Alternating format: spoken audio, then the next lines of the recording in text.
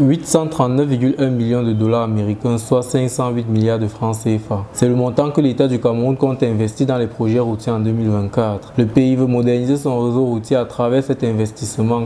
Une initiative louable certes, mais très souvent plombée par des lenteurs administratives et le coût exorbitant des projets.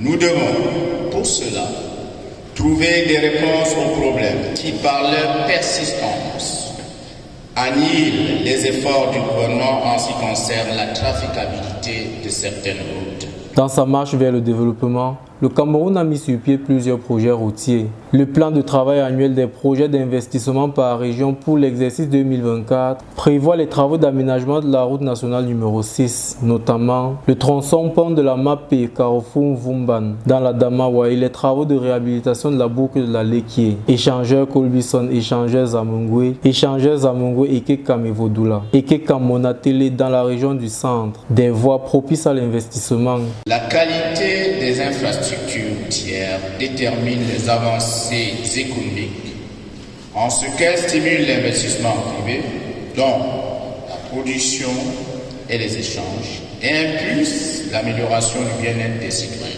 Pour l'heure, le réseau routier camerounais compte 121 872,98 km. Seuls 9 885,18 km sont bitumés, soit 8,11%. Cette piètre performance est attribuée aux routes communales où seuls 2 549,5 km sont bitumés contre 98 558,79 km, soit 80,87% du réseau national. Cette situation s'est accentuée avec l'insécurité qui a ralenti l'activité économique dans les régions du Grand Nord ces dernières années. Notre gros souci, c'est la nationale 1, qui est le plus grand tronçon, le plus grand linéaire, et qui a subi les effets de Boko Haram. Vous savez qu'une entreprise avait été mobilisée sur ce tronçon et avait dû repartir parce qu'elle avait été attaquée par les Boko Haram. S'il est vrai que les efforts pour pallier ce problème sont visibles dans certaines régions, il faut tout de même reconnaître qu'ils restent insuffisants. Des faits décriés lors de la traditionnelle rencontre semestrielle du ministère des Travaux publics tenue à l'École nationale supérieure des travaux publics du 24 au 25 janvier 2024. Dans la région du Nord-Ouest, nous avons les routes nationales, les routes régionales et les routes communales.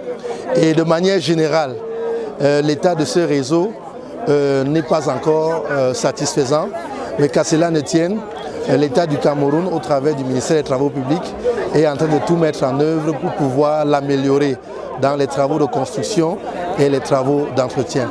Malgré les allocations budgétaires importantes, les besoins en investissement dans les travaux publics se font ressentir. Un climat favorable au partenariat public-privé.